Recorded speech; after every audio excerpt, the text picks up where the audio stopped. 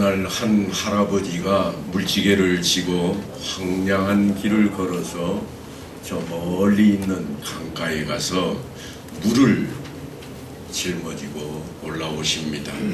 그런데 물지개에 걸려있는 항아리를 보니까 항아리가 아주 엉성합니다. 언제 깨졌는지 모르겠지만 깨진 항아리를 철사줄로 얼기설기 엮어서 그저 조금이라도 물을 더 담을 수 있을 정도로 만들어서 그렇게 짊어지고 오고 있습니다. 온통 깨져서 조각난 것들을 정성을 다해 철사줄로 묶어서 그렇게 항아리로 사용을 하고 계신 겁니다. 그런데 이 항아리가 어쩌다가 깨졌는가 하면 항아리들끼리 시샘이 났습니다. 이 할아버지가 가지고 있는 창고 안에 항아리가 아주 많이 있는데 서로 잘 보이는 위치에 가려고 앞다투어서 자리를 차지하려고 하다가 미끄러 떨어져 가지고 이 항아리가 깨지고 말았습니다. 깨져버렸으니 이 할아버지가 내다 버려도 괜찮을 것인데 할아버지가 조각조각 다 모아다가 그거를 이제 그냥 항아리 모양을 만들어 놓았습니다.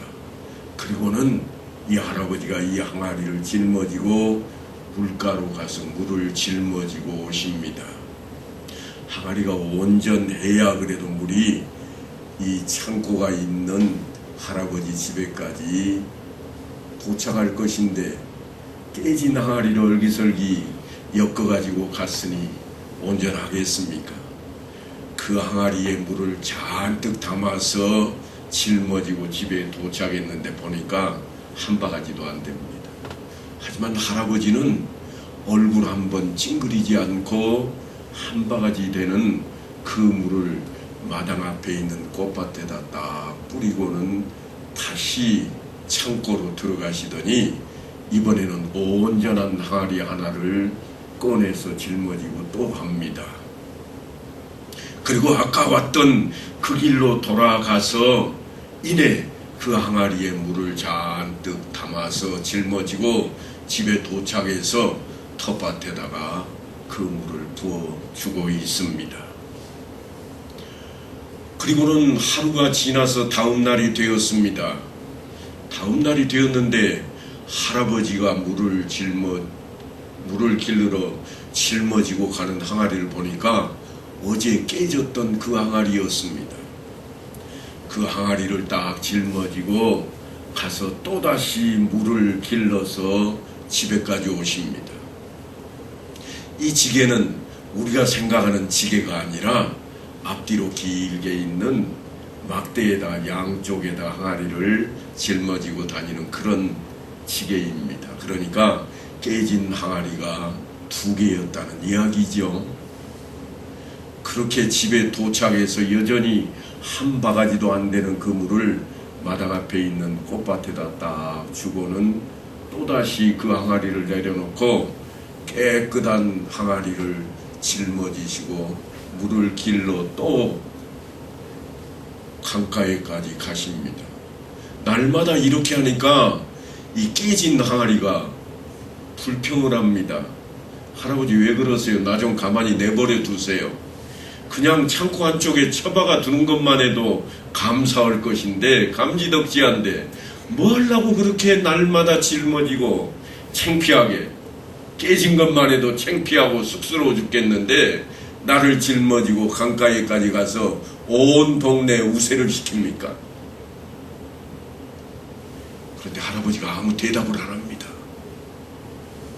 그날도 여전히 물을 길러다가 딱 밭에다가 한 바가지밖에 안 되지만 또 부어놓고는 깨끗한 항아리를 짊어지고 또 물을 길러 가십니다.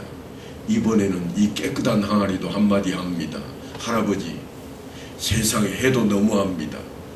저 깨진 항아리는 오다가 물이 다 새버리고 무겁지도 않게 그렇게 도착을 해도 아무 말도 안 하시고 나는 하나 가득 담겨가지고 무겁게 여기까지 왔는데 왜 칭찬도 안 해주십니까?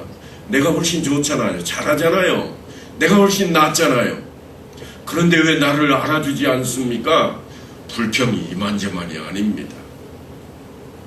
그런데 그렇게 해서 날이 지나고 또 날이 지나 몇 달이 지나자 길을 가는데 가을쯤 되었는 모양입니다.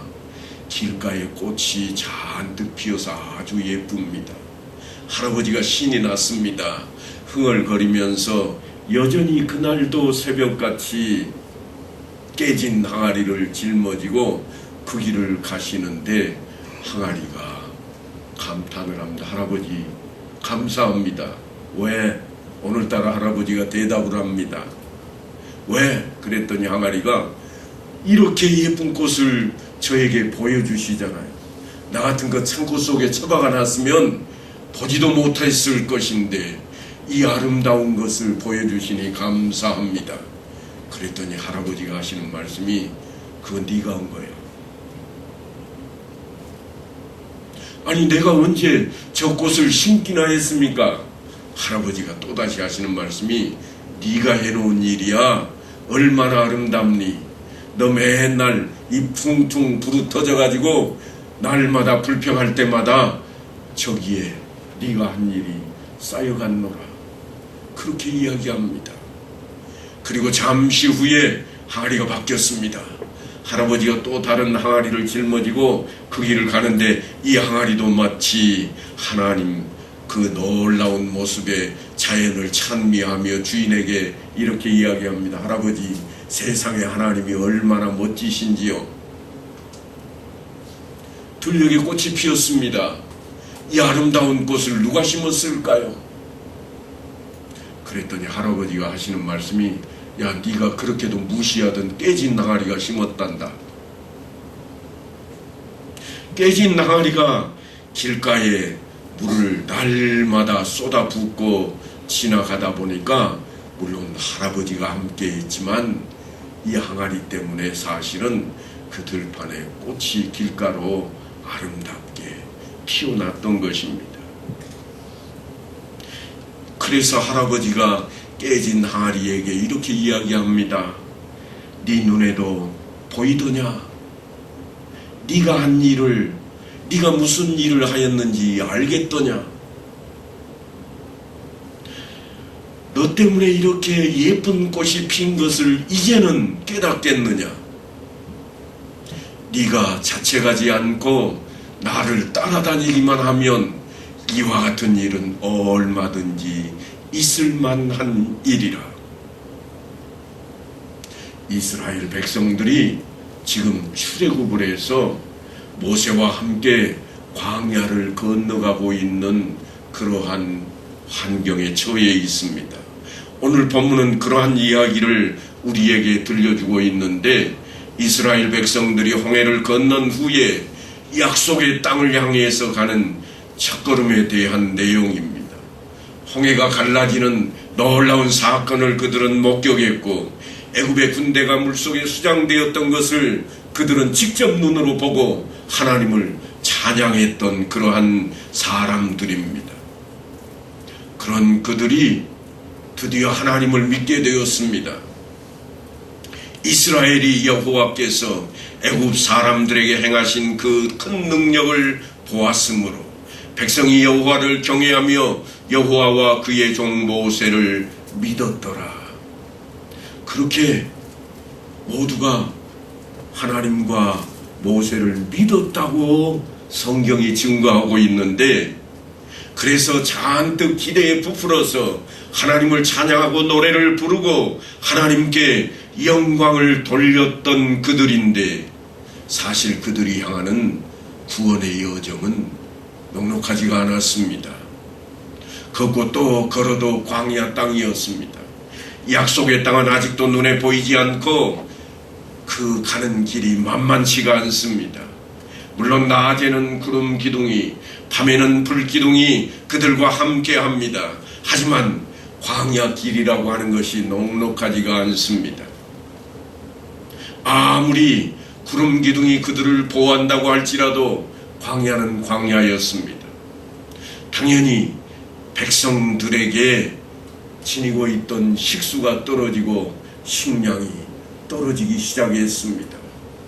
그러자 그들이 목이 마르고 배가 고파서 불평하기 시작합니다.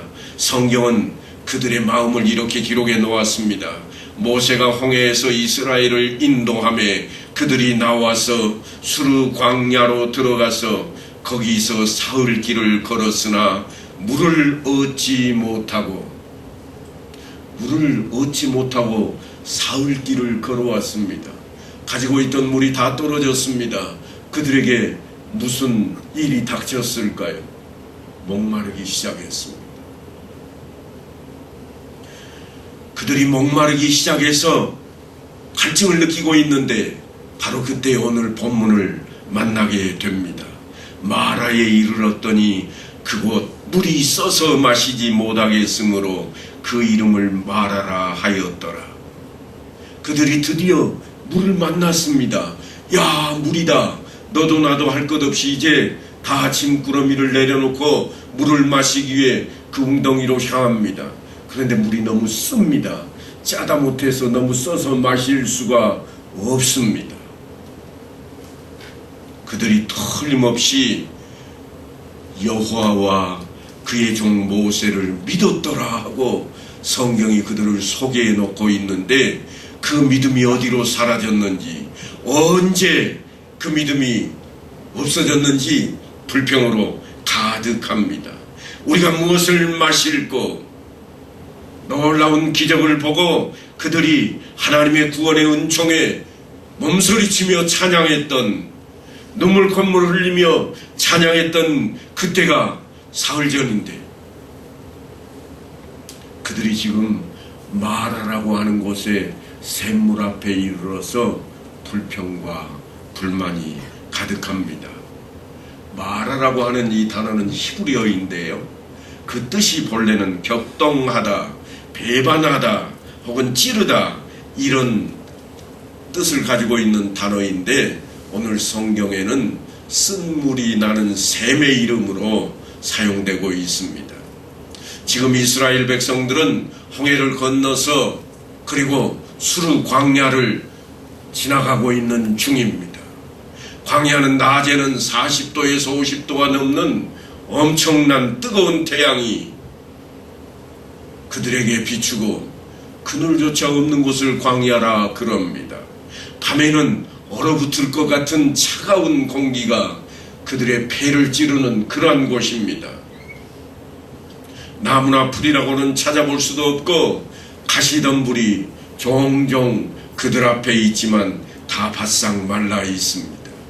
바위와 자갈들로, 먼지 흩날리는 모래들로 가득한 그러한 곳입니다. 종종 부드러운 것도 있기는 하겠으나 그러한 땅도 여전히 물이라고는 찾아볼 수가 없는 그러한 자리입니다. 그런 곳을 사흘씩이나 걸어서 지나왔으니 그들에게 불평이 있을 만도 합니다. 그런데 우리는 바로 이러한 때에 그들이 불평을 멈추게 하고 우리가 성경을 좀 들여다봐야 됩니다. 왜냐하면 잘못하면 우리도 그들과 함께 불평하고 앉아있을 게 뻔하기 때문입니다. 거기에서 책장을 딱 적어놓고 이 불평이 왜 나왔을까? 우리 자신을 한번 들여다봐야 되겠습니다. 하나님께서 왜 이스라엘 백성들을 지금 광야길로 인도하고 계시는가? 제가 지난 시간에 설명을 드렸습니다만 하나님께서 이미 작정을 하셨습니다. 블레셋 사람의 땅의 길은 가까울지라도 하나님이 그들을 그 길로 인도하지 아니하셨으니, 이는 하나님이 말씀하시기를 이 백성이 전쟁을 하게 되면 마음을 돌이켜 애굽으로 돌아갈까 하셨습니다. 다시 종살이였던 애굽 땅으로 돌아가 버릴까봐 하나님께서 가까운 길이 있는데도, 좋은 길이 있는데도 그리 인도하지 않고 지금 광야길로 인도하고 계십니다. 하나님이 모르시지 않습니다. 그 광야길로 지금 하나님께서 구름 기둥을 통해서 이끌어가고 있습니다. 불기둥을 통해서 밤에 그들을 보호해 가면서까지 그들을 지금 이끌어가고 계시다고 하는 것입니다. 그러니까 하나님께서 지금 이스라엘 백성을 마라 앞에 이끌어 놓으신 데에 이유가 있습니다. 그럴만 했겠다. 우리가 그렇게 들여다 봐서는 안 될 대목이라고 하는 것입니다. 그러면 어떻게 들여다 봐야 되는가? 이렇게 우리 마음을 좀 바꿔야 됩니다. 성경 말씀을 읽고 있지만 그래도 하나님께서 왜 그러셨을까? 하나님께서 왜 그러셨을까? 하나님의 뜻을 바로 알고 그 뜻에 올바르게 반응하는 것이 신앙생활의 본질입니다. 그걸 한시라도 우리는 잊어버려서는 안 됩니다. 이스라엘 백성들이 그렇게 찾던 샘을 발견하고 물을 마시고자 했더니 물이 짜다 못해 아주 쓴 물이었습니다. 그래서 우리가 무엇을 마실까 불평하고 원망하던 백성들의 원성을 듣다 못해 모세가 하나님께 기도합니다. 하나님 어찌할까요? 하나님께 산 나무를 가리키셨고 그 나뭇가지를 꺾어서 물에 던졌더니 쓴 물이 갑자기 단물로 바뀌었습니다. 그래서 우리는 이제 하나님께서 함께 하시니까 쓴물도 단물이 되더라. 우리는 또 다른 기적을 보았다.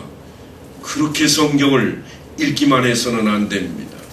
광야를 지나오면서 얼마나 기다리고 고대했던 샘터였으며 목마름에 얼마나 갈증을 달래 위에 찾던 그러한 물이었습니까?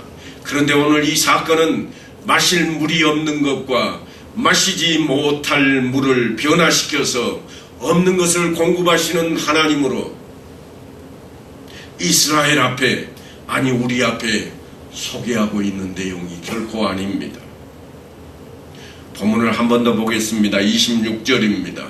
너희가 너희 하나님 나 여호와의 말을 들어 순종하고 내가 보기에 의를 행하며 내 계명에 귀를 기울이며 내 모든 규례를 지키면 내가 애굽 사람에게 내린 모든 질병 중 하나도 너희에게 내리지 아니하리니 나는 너희를 치료하는 여호와임이라. 이 구절만 놓고 보면 하나님 말씀에 순종하면 복을 받고 거역하면 벌을 받는다. 그렇게 보일 수가 있습니다. 애굽 사람들을 보아라. 하나님 말씀 안 듣다가 다 어찌 되었더냐.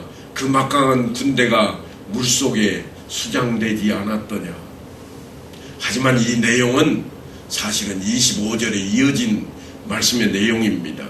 25절에 뭐라고 되어 있는가 하면 마라에서 쓴물을 단물로 바꾸어 주시고 난 이후에 등장하는 내용입니다. 거기서 여호와께서 그들을 위하여 법도와 율례를 정하시고 그들을 시험하실세. 하나님이 이스라엘 백성을 시험하고 계신다고 그렇게 기록해 놓고 있습니다. 마실 물을 주시면서 그들에게 규례와 법도를 말씀하시고는 이내 시험하고 있는 장면입니다. 이 시험은 하나님의 시험입니다. 하나님께서 이스라엘 백성들을 연단하고 훈련하기 위한 그러한 시험입니다. 일찍이 아브라함에게 시험을 하셨던 적이 있는데 그게 뭐였는가 하면 아브라함이 하나님 말씀대로 잘 따라서 순종하고 하나님께서 가라 하는 곳으로 또한 가족과 친척들을 그 자리를 멀리하라고 하는 대로 다 지켰음에도 불구하고 하나님께서 마지막에 시험하실 때 어떻게 했는가 하면 백세에 허락하셨던 독자를 내게 바치라, 제물로 바치라고 그렇게 시험을 하셨습니다. 그때 아브라함이 어떻게 했던가요? 아브라함은 하나님의 말씀에 순종을 했습니다. 그랬더니 하나님께서 하시는 말씀이 이제야 내가 그럽니다. 이제야 내가. 지금까지 아브라함이 하나님의 말씀대로 잘해왔지만 그럼에도 불구하고 하나님께서 하시는 말씀이 이제야 네가 나를 온전히 믿는 줄 알겠다. 시험으로 그 자리를 이끌어내셨던 것입니다. 오늘 역시 마찬가지입니다. 이스라엘 백성들에게도 하나님께서 시험을 하고 있습니다. 마라의 쓴물을 단물로 바꿔주시고 난 이후에 자, 이 기적대로 보고 너는 나를 따르라, 그런 것이 아니라 그 백성을 시험하십니다. 하나님께서 규례와 법도를 가르치시고 명령하셨고 이스라엘 백성들이 하나님의 통치 아래에 있음을 그들 스스로 깨닫게 하고 있는 자리입니다.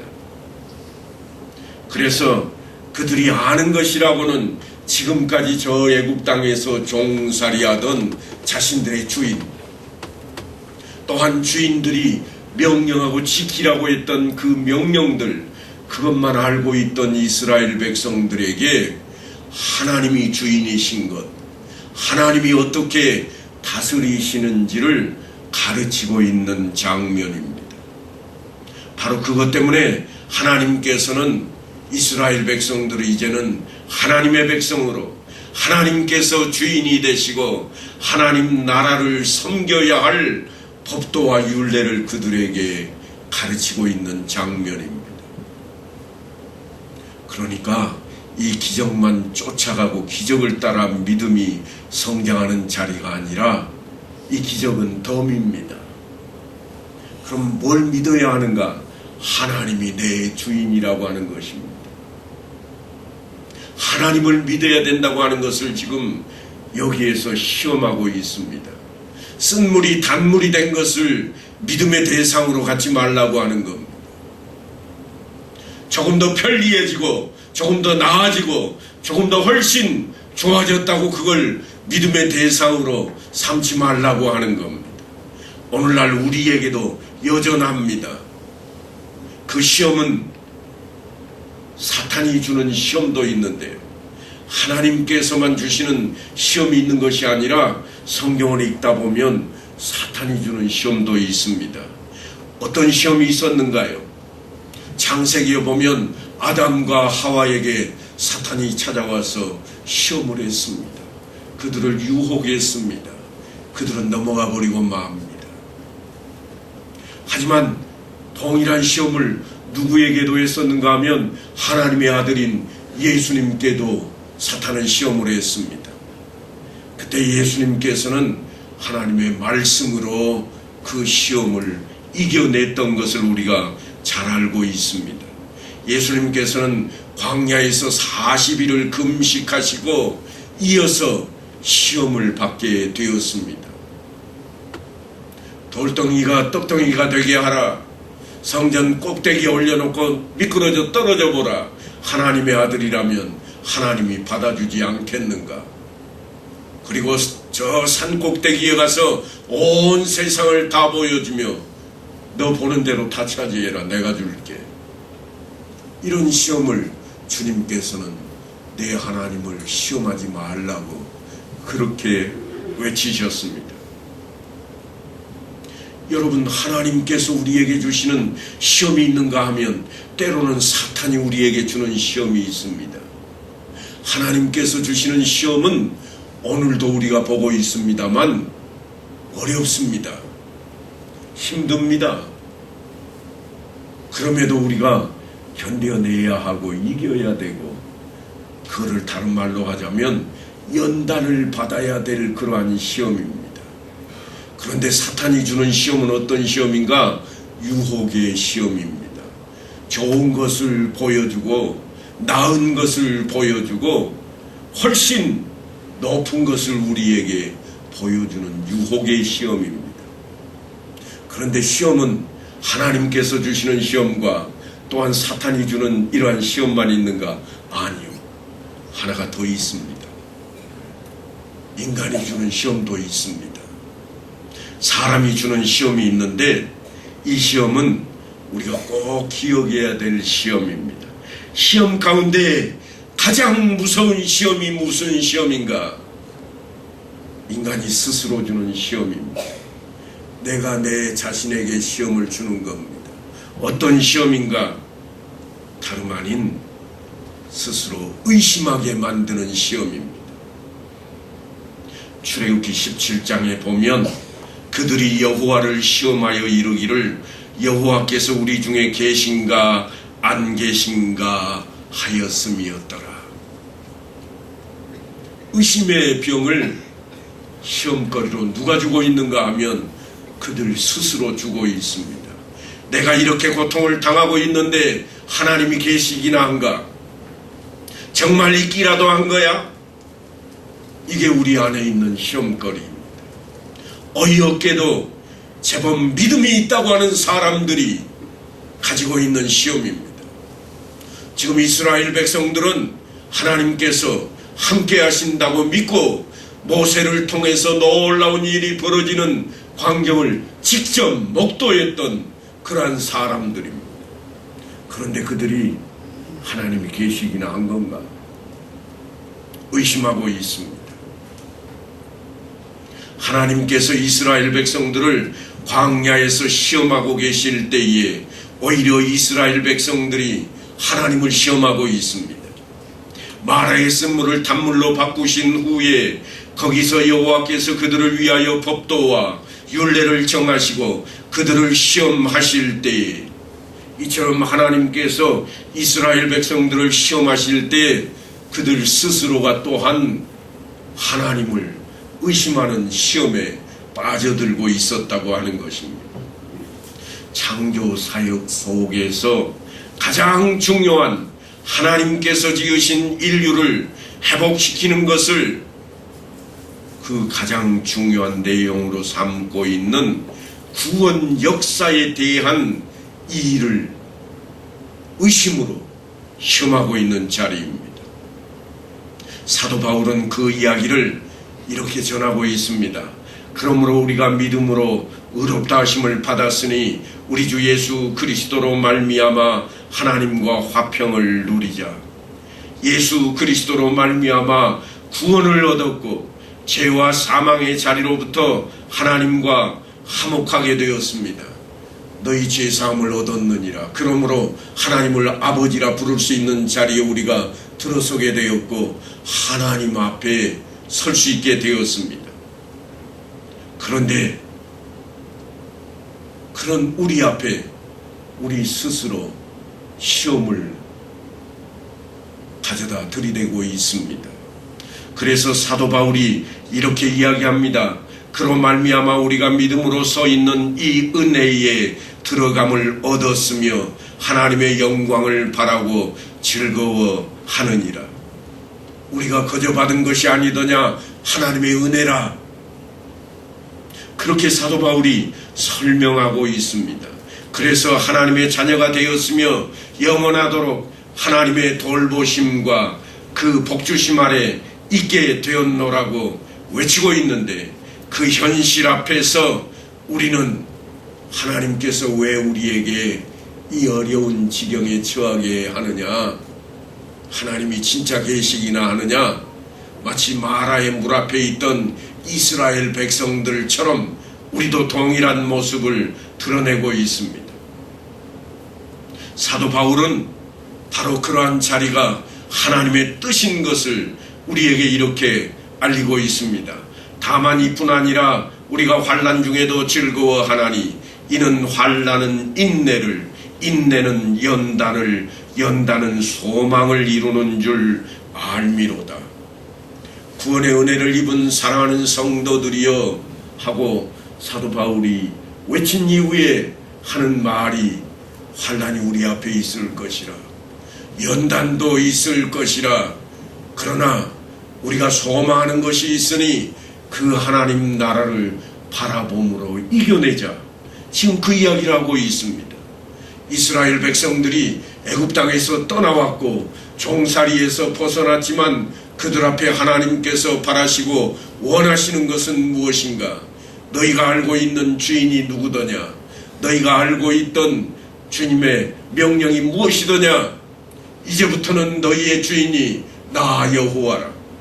그러니 이제부터는 누구의 명령대로 따라야 할 것인가 잘 생각해 보라 하는 것이었고, 그것 때문에 이스라엘 백성을 광야에서 훈련시키시고 또 훈련을 시키셨습니다.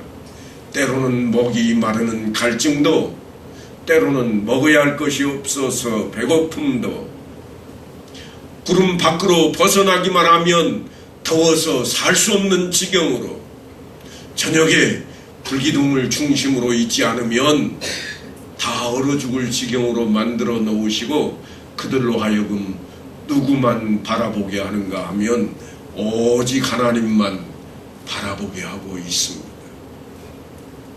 오직 하나님. 지금 사도 바울은 그 이야기를 우리에게 전하고 있는 겁니다. 하나님을 믿고 의지하는 법을 가르치기 위해 물도 음식도 없고 오직 찌는 듯한 한낮의 더위와 살속에 파고드는 그 한밤에 한기가 있는 광야로 인도하셨던 그 하나님께서 오늘날 우리로 하여금 어디에 머물게 하시는가 기억하라고 하는 겁니다. 하나님을 온전히 바라고 하나님 가까이 있지 않을 때에는 하나님께서 어김없이 우리로 하여금 광야와 같은 곳으로 이동시켜 놓으시고 우리를 훈련시키실 것이라. 이게 사도 바울이 지금 하고 싶은 이야기입니다. 너희가 어디 있는지 보라. 광야에 있다고 생각하느냐? 하나님께서 너희를 그리 보내셨노라. 왜? 하나님만 바라보지 않고 네 생각, 네 뜻대로 쫓고 있기 때문이라. 너희의 주인이 누구더냐? 나 하나님이 아니냐? 주인만 바라보라. 그러니 너희가 광야에 있다고 생각하거든 온전히 하나님을 바라고 하나님을 향해 달려 나오라. 그러면 어디로 간다는 거예요? 환난 후에는 연단이, 연단 후에는 소망이 있지 않더냐? 그 소망 하나님을 바라보라 하는 것입니다. 깨어져서 다 내다 버려야 할 항아리 조각들을 그 할아버지는 조각조각 모아서 다시금 철사줄로 얼기설기 엮고 그 항아리에게 내다버리지 않고 구석에 처박아 놓지 않고 할아버지와 함께 일을 하게 만들었습니다. 그 항아리는 비록 깨지고 남들 앞에 나서면 우세를 당할 수밖에 없는 그런 지경이었지만 그 항아리가 해놓은 일은 철이 지나고 나니까 할아버지와 함께 했을 뿐인데 철이 바뀌고 나니까 그가 다녔던 길에 양쪽으로 아름다운 꽃을 피워 놓았습니다. 사랑하는 성도 여러분, 우리 인생이 어떻다고 생각하십니까?